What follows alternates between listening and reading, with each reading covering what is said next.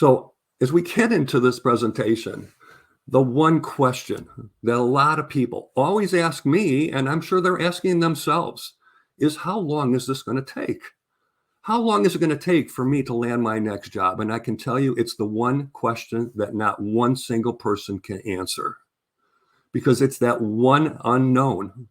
For some people, it's 2 weeks. For others, it's 2 years. And there are many things you can do to help shorten your job search. And that's what this is going to be focusing on, just 5 simple suggestions. But don't let anybody trick you into thinking that they can get you and ensure you a job that they can get within 2 weeks or 2 months, because it's the one piece that makes things so agonizing about the job search, because it is unknown. And even if I could tell you that it's going to take you 6 months, 9 months, 12 months, you can plan for it. But it's not being able to plan for that end time frame that, of course, creates a lot of anxiety in the job seeker, in their families, and people that are close to them, because they all want to see you land. So we're going to talk about what you can do to increase your chances of landing quicker. Now, what are some of the factors that can lengthen a job search? And I can tell you the list is enormous, and I've just listed a few here. Some people don't take the time on their value proposition, and that's one of the things we're going to talk about. Resumes and LinkedIn profiles, everybody think they're real easy to put together. They work on 2 very different principles. The resume is about less is more. How do I say all the right things in the fewest words possible? The LinkedIn profile is automatically just the opposite. It's about more is more, because you draw more views to your LinkedIn profile in one of 2 ways. Your ability to reach out into the marketplace and make your presence known, and search engine optimizing your resume so that when recruiters and hiring managers are going into the back end of LinkedIn, they can find you because of the keyword matching. A lot of people don't build out the target company list. They spend a lot of time answering online ads. They don't have a separate ATS version of their resume. They don't manage their time well. They can't differentiate themselves in the market versus their competition. These are all important things that you have to master. And I can tell you there are many more. We're going to delve into just a few of these with the time we've got this afternoon. So I'm going to focus on 5 simple things that you can do and implement immediately to shorten your search. 2 of them are foundational. One is creating a very strong value proposition summary. It's that piece that sits at the top of your resume, right under your contact information. It should sit again in the About section of your LinkedIn profile, and it should be very ever present when somebody asks you the simple question, can you simply tell me a little bit about yourself? You've got to spout off dynamic words that are going to make the other person want to hear more, want to read more. The second one is about building out a target company list. We're going to talk about that.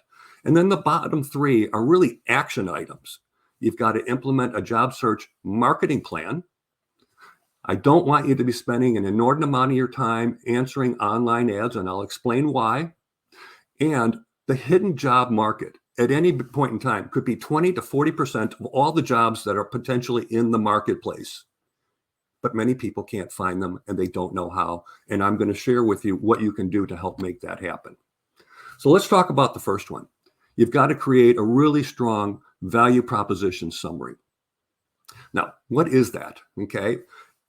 Many years ago, it used to simply say summary at the top of your resume and then some verbiage about your background. Those days are pretty much over. You need to have a branding statement, because it's that branding statement, probably 6, 7 words or less, that really synthesize what you are about, what you bring, what is it you want to be characterized. Because with any product, most products today have some sort of a branding statement. It might be a slogan. It might be a tagline. It's something you've heard on the radio, something you've heard on TV, and it stays with you. And we want to get that same thing for you, the job seeker. And then sitting under that branding statement is your value proposition summary, which is typically going to be about 80 to 100 words, depending upon how much experience you have. If you've got less than 5 years of experience, then of course it's probably going to, say less. It might be 50 words.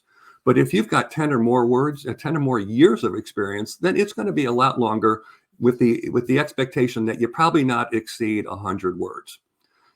What makes you better? What makes you different? What makes you the person that we want to be talking with? Because, by the way, I'm sitting here on a stack of about 150 resumes, Yours is buried in here somewhere. What makes you different and makes me want to pull yours out and take a closer look? Because so much of the job search is about making yourself memorable. You've got to create that great first impression. And unfortunately, for most people in a job search, you've got to create that impression in writing. In writing. It's going to be in your resume. It's going to be in your LinkedIn profile. And that's how most people are going to find you, in addition to the outbound marketing campaign where you're emailing all kinds of people and companies. But making yourself memorable is what gets people talking about you. And then the last piece is I could come up with a long list of words that I do not want you to use and filter into your resume. And here are just a few examples. I am a very self-motivated individual who's results-oriented and extremely passionate about the healthcare industry, and I'm focused on driving the top line. When I see a lot of those kinds of adjectives in people's resumes and LinkedIn profile, it tells me that they are at a loss to differentiate themselves, and that's not good. C players don't get hired. We're looking for people that are differentiating themselves, making themselves viewed in a much more dynamic and exciting way. So you got to stay away from words like this because it says you're just like everybody else. And I can tell you, you can use a thesaurus, you can use any number of things, and use job descriptions also as another reference point. But you want to make sure that you're saying things that excite the reader, because exciting that reader is what makes action happen. So let's just look at a quick example. This is a client that I was working with some time ago. This was the value proposition summary that they had sitting at the top of their resume. Okay. They're sales and operations leader. Okay. And they talked about success in building high performing sales and service teams, leveraging the CRM, the customer relationship management program, increasing EBITDA, profitability, research, and applying marketing analytics expertise, and recognized as developing integrated marketing plans, and on and on. So there's not a lot here that is making this person come across as a strong candidate. Let me show you where we ended up. And this is a much greater compilation of what they really are about, but it was hidden. He was asking the reader to go into my resume and find all of these great things. But let's face it, the average resume only gets 6 to 10 seconds of read time. A big majority of that is sitting at the top in the value proposition. So if you're not capturing their interest up there, then chances are they may not be reading on much further. So take it to heart. I've just highlighted some of the phrases that really distinguish this person: President's Club winner, P&L management, Six Sigma, performance improvement, merger and acquisition activity. These are very specific things, but when you see them all together in this paragraph, it's far more impressive than talking at a high level in very short phrase. So here's the second one. You've got to build out a target company list. You are the product. Okay. The fact is, with every product we've ever brought to market, what's the homework that we do? Well, we have to decide what is the value this product brings to market. We have to determine what's the messaging behind that product. Who is the audience that we're going to be reaching out to, and how are we going to get to them? Well, this is the audience. And the only difference between launching a new product into the marketplace and you and your job search is you are now that product. And nobody knows you. You've got to do things that create notoriety and visibility. This is an exercise you need to do because you have to build out the audience that you're going to be addressing. Don't worry about whether or not they have jobs today or not. That is absolutely secondary, because some of the greatest jobs can be created by you. This is a simple exercise I went through when I was working. I worked in a number of different industries. Wireless was one of them. I started early in my career with Motorola, helped introduce the cellular phone and a lot of other great technologies. And so I did this for wireless, but I did it also for IT and software and data and analytics, because those were also industries that I'd been in. I identified all the sub-industries within the wireless industry because it is rather large. And then I took an example. So handheld devices are a subset within the wireless industry. So you got to blow that one out. Who are all the companies in every one of these sub-industries? Handsets just being one example. How many companies might there be? There could be 4. There could be 44. And then within every single company, you want to identify the key people that you want to make your presence known to. So if you're looking for a director of finance role, well, then you want to be messaging to the VP of finance and that person's peers, the VP of sales, the VP of marketing, the VP of operations, the VP of product development, and the VP of HR. Okay, so that's a lot of people, but you can't count on only one person taking notice of you. So you've got to build out this database and ultimately get to a spreadsheet that shows for every single company, who are the individuals in every single company you want to go after, what are their names and titles, and then keep a log in a status column of how you've interacted with them. Because you can't assume that if I send it to the VP of finance, if he likes me, he'll reach back to me. No, it's going to take many hits. Okay, we've seen this in the digital marketing world, especially. It can take anywhere from 10 to 14 touch points before you create interest with a customer.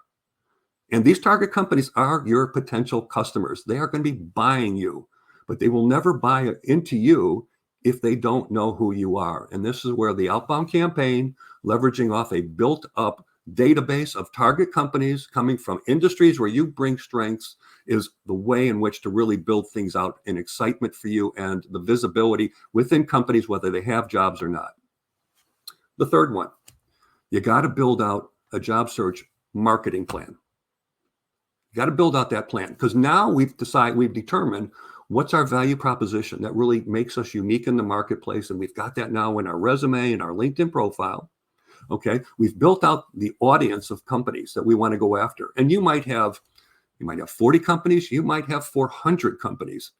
I'll tell you one great thing, and there aren't many, that comes out of COVID-19 is the fact that companies have finally come to the realization that they can trust their employees to be productive while working remote. Boy, took us a long time to get there, didn't it? But I'll tell you, that's a really great thing for anybody in a job search, because there are a lot of companies today that are going to be cutting back a huge expense, and it's called real estate. No longer are the days for some of these companies where they need to have, they'll be in a high-rise building where they occupy 10 floors and they've got a couple thousand people. Or where I came from at Motorola, we employed 10,000 people at a campus, just on the outside of Chicago. And I can tell you, those 10,000 people today are less than 1,000 on that campus, because they've been selling off parcels of that land to other companies because they just don't have a need for it. In some cases, they've moved people down into the city. But you're going to see a lot of companies retracting back from the investments they've made in real estate, which means you can now go after companies that are not simply only located in Philadelphia, New York, Boston, LA, Houston. Your opportunities are much more than the companies that reside in your home city. But what you've got to do when you're building out this marketing plan is you got to prioritize who you're going after.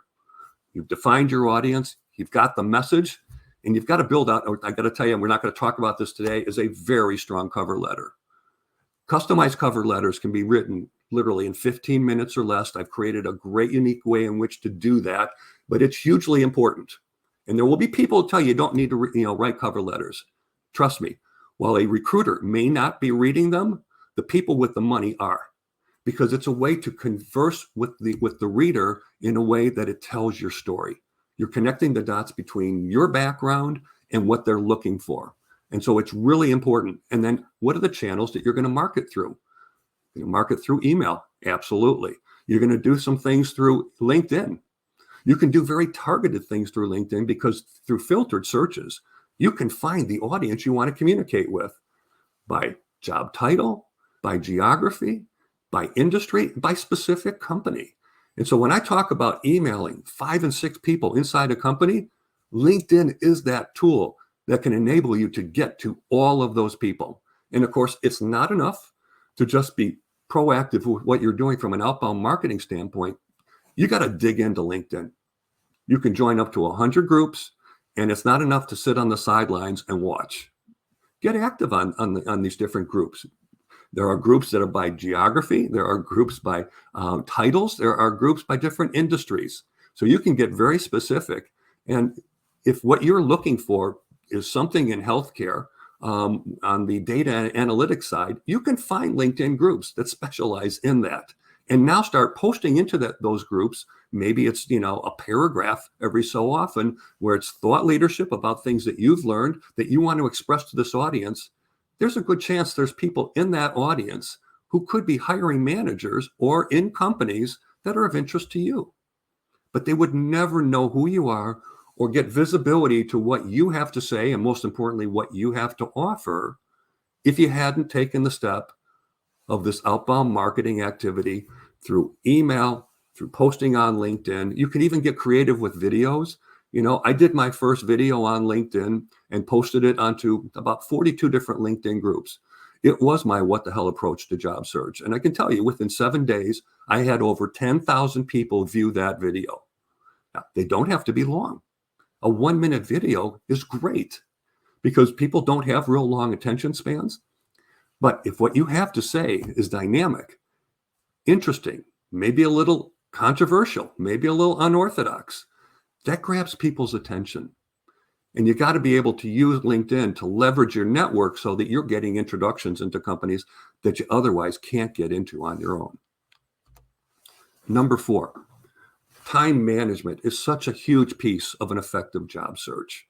And so many people just don't make the best use of their time, because I do see a lot of folks using an inordinate amount of their time answering online ads.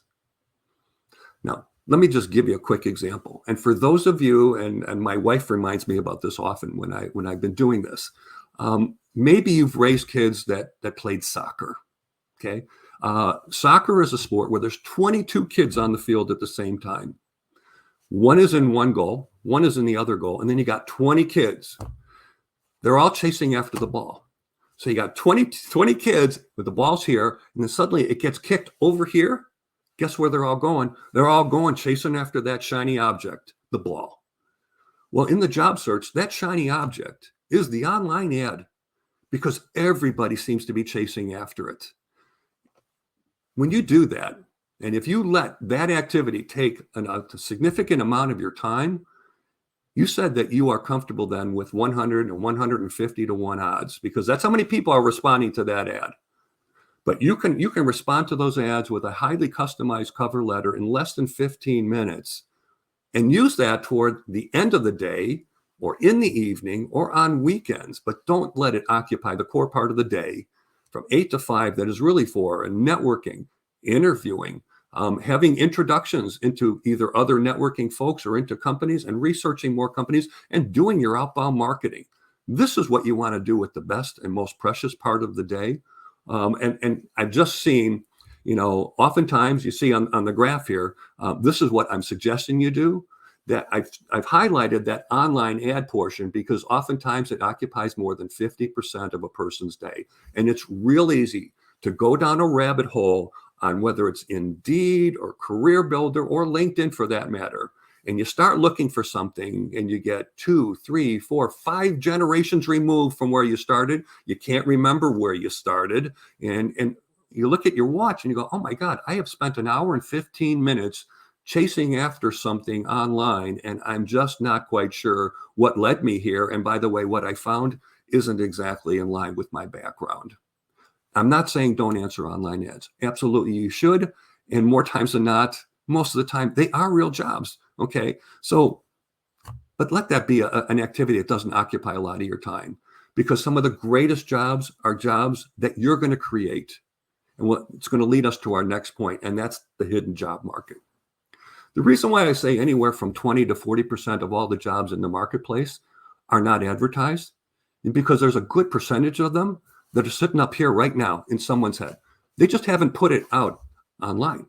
We haven't given it to a recruiter. But think about it. If you can do an outbound marketing campaign to all of the companies you really want to work for and send it to 5 or 6 people in every one of those firms with the hope that just one of those people does the right thing. Okay, what's the right thing? The right thing is to take that email with that great email that you've written, a strong, resume, and they've sent it over to the hiring manager, or they sent it over to the individual who's doing the phone screens. I can tell you one of the greatest compliments I got when I was in job search, and this happened a lot. I would go into a series of interviews. They might have 5 or 6 people lined up. The first person I was going to interview oftentimes was the head of HR. And they said, I got to tell you, I've got 3 people in this firm that have all told me I absolutely need to interview you. Do you know so-and-so and so-and-so and so-and-so? I said, never met him. I said, but I'm genuinely interested in the firm. I wanted to make sure I created visibility that could get me the interview. And apparently it worked. To me, that was the best compliment I could ever get. And for those of you that are wondering whether or not you should be putting all your eggs into the HR basket or into the recruiting basket, it's not the way to get visibility, because you got to get to the people who have the decision-making authority and have the budget. And unless your job is in HR, decision-making authority and money aren't sitting in HR. They're sitting in the department where you hopefully you're going to be working. So you've got to go after this hidden job market. That's the email marketing campaign. It's what you do on social media, because a lot of jobs haven't made it out online yet. Some companies still aren't advertising online. They're in the thinking stage. But when you send out a great email, and I use email and cover letter interchangeably, it's just the guts of an email that connects the dots between your background and what you believe a company needs, because they don't have an advertised job right now. You get them thinking, boy, she's got some great experience here that we don't have and need. Why don't we get her on a Zoom call and have an exploratory conversation? And I can tell you, I've gotten 2 jobs that way myself. You start to get mind share with the people that you want to address. Again, doesn't matter that they don't have a job, but you want to get that visibility and you want to get them thinking and talking about you. There's no competition when you take this approach. It's now 1-to-1 instead of 100-to-1. And the fact is that while they may not have an opportunity right now, by doing this, by getting out to these companies that don't have advertised job, if and when one does arise, your chances of being first in line are far greater than people that have never done this. And by the way, one of the great things is that it could lead to project work. You might just get a consulting assignment or a project work that can be done within 3 weeks or 3 months. Great things come out of that. One is it starts to bring income in, and the other is it gets you working with the organization. And by the way, when that project is done, they may decide we can't afford to lose her. She's done a great job. They could be turning that project now into a full-time job. So before I close it out, I just want to make a couple quick suggestions. If you are not yet a member of NSENG, take advantage of the free membership. Join us, nsenginc.com. If you are not yet connected with me on LinkedIn, I urge you to do that as well. I've got over 23,000 LinkedIn connections, and I'll give you connectivity to a lot of people across the country. Join our LinkedIn group. Take a look at all the free videos and podcast interviews that I've done and some of the TV interviews that I've done under the About section within the website, and view the 18 webinar recordings. You can see what every one of them is about. It gives you a summary and who the speaker is. And of course, check out our upcoming webinars and online workshops. And for those of you that may feel that you need a little help, I do a lot of job search coaching. We have coaching packages that you can purchase right on the website. And I do a lot of customized one-on-one coaching for anybody who would like me to really energize their search and do all the work for them.